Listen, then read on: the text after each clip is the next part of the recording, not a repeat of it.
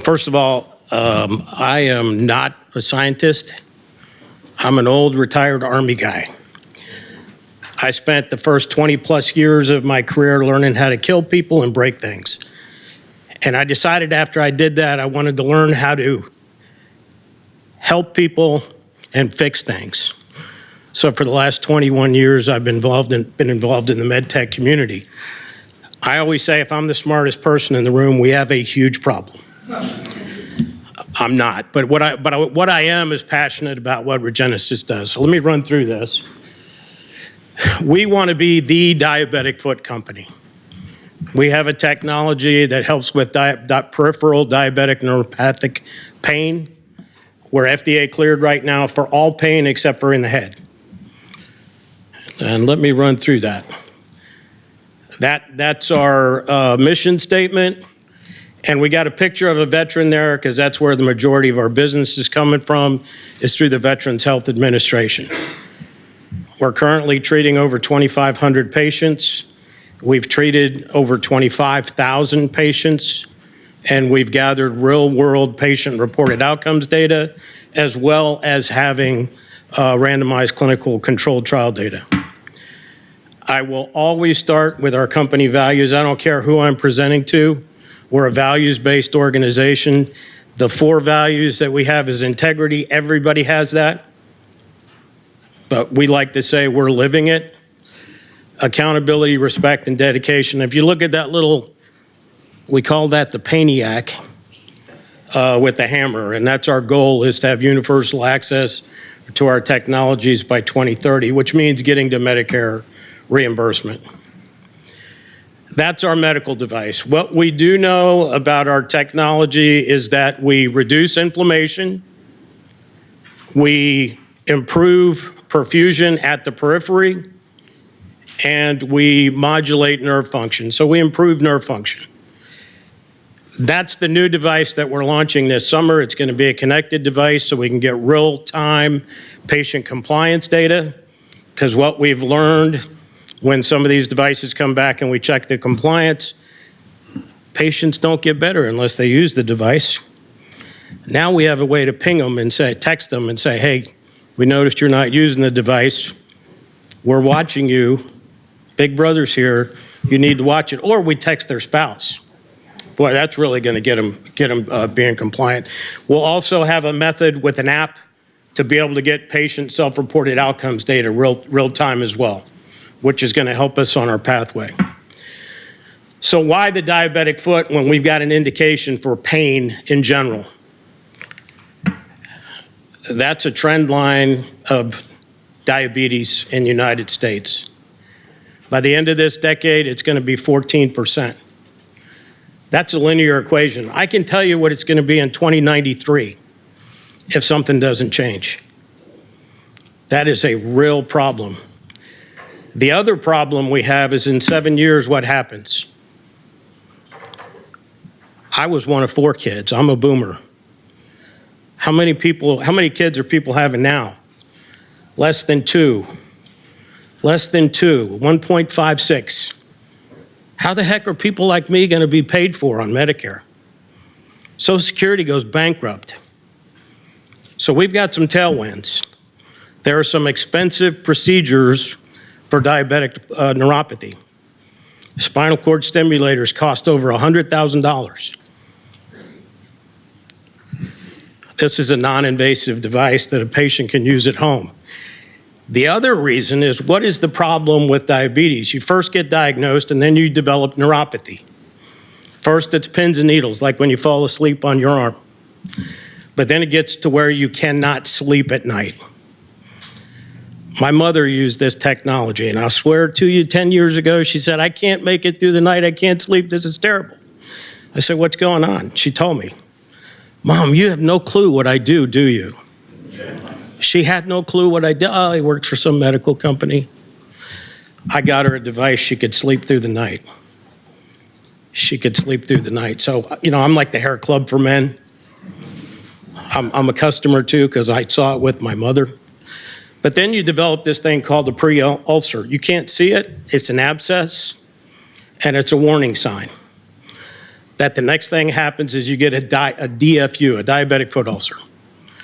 Those cost $40,000 to heal, and once you've healed one, you have a 40% chance you're going to get another one in the next year. Another $40,000. And what's not on this chart is what happens after that diabetic foot ulcer recurrence. And I'm going to get to that. It's a $15 billion market, it's a diabetic foot. But what I want to share with you, if anybody in this room has diabetes, take care of your feet. 25% of people that have diabetes will develop a foot ulcer sometime in their life. So if you have diabetes, put the beer down. Watch what you're eating, exercise. That's the annual incidence of ulcers in the United States. 850,000 people have an ulcer. It's almost 72,000 people having amputation, and that's what the next step is. You can't heal the ulcer, you get osteomyelitis, and the only way to get rid of that is to cut it out. So you end up with a lot of amputations. This is the study that says if you have one, 40% of those patients will have another one in the next year. And at 5 years, it goes up to 66%. So 2/3 will have another one within 5 years. This chart, how many have heard of Susan B. Komen? Everybody.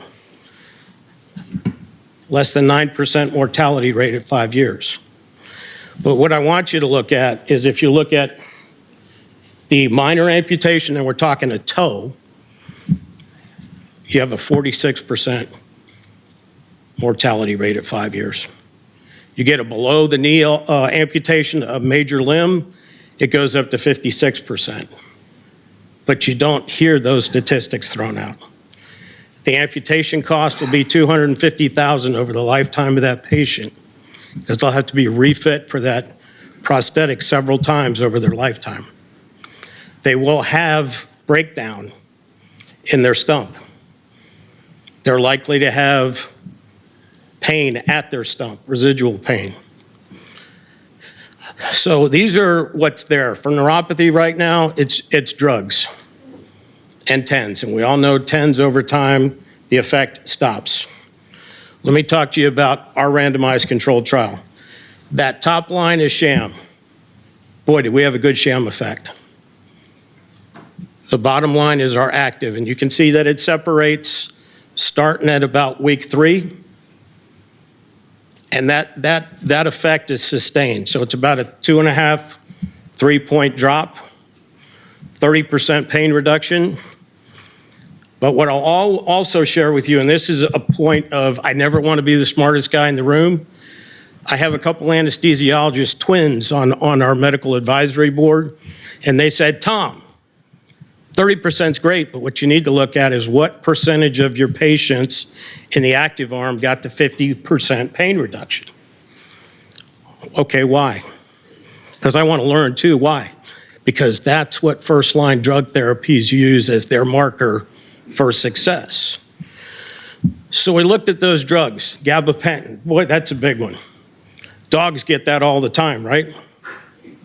They just throw that at dogs. But it works. For patients, humans, the side effects are terrible. And you can see we're comparable to gabapentin, pregabalin.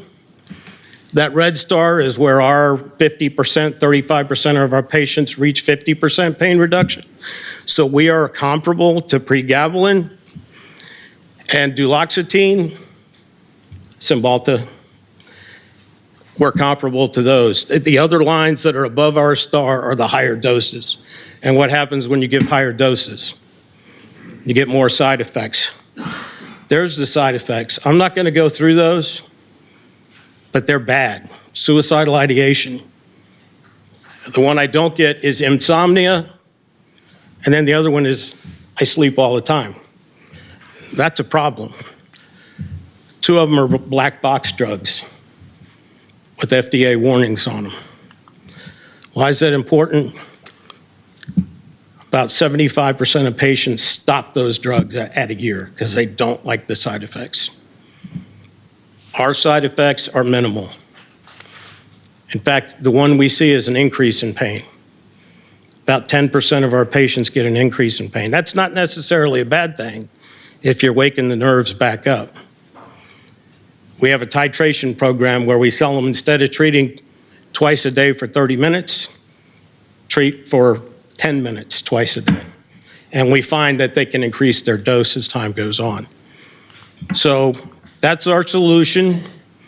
You basically plug this thing into the wall, you press the start-stop button, you put your feet on the two pads, you treat for 30 minutes in the morning and 30 minutes at night.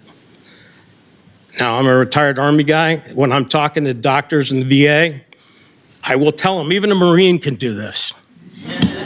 And one time I said that, and there was a physical therapist in the room that went, "Hey!" And I just looked at him and said, "Hoorah." You got to be careful sometimes when you throw jokes out like that. But he did say, "I know what you mean." We in-service our patients. We ship this to their home, and we have a patient care coordinator, and it takes about 15 minutes to in-service them on the phone. Remember I said increased blood flow? That's a picture of an immunocompromised patient on the left, has diabetes, after one 30-minute treatment, and this is one of those where green's not good. You want red and orange to show blood flow, but you can see how that foot on the right, after one 30-minute treatment, has just increased blood flow significantly. And we use this thing called Snapshot NIR, company out of Canada. That effect was sustained for 2 hours post-treatment. I don't ever want to be the expert in the room, so we have a medical advisory board, second to none. I will guarantee you that is the diabetic foot expert panel. The first guy, David Armstrong, I call him the unicorn. He's a podiatrist and an MD and a PhD in public health. You just don't find people like that. Dean Musa, who you see there, is the anesthesiologist, said, "Tom, you need to look at how many reach 50%. Dennis Orgill, plastic surgeon from Harvard Brigham and Women's. Marv Slepian's at University of Arizona. He's actually won some awards from AZ Bio. He's a Regents professor, but he teaches in every college at the university. He got so bored he went to law school about 4 years ago. So he helps us with commercialization and patents. That's the unicorn. He was ranked the top expert in diabetic foot for the last decade, and that was based on how many of his articles were referenced by others. So what are your questions? And Erica, she's the PhD, so ask her the questions. She's sitting in the middle of the room, but I'm welcome to take any questions.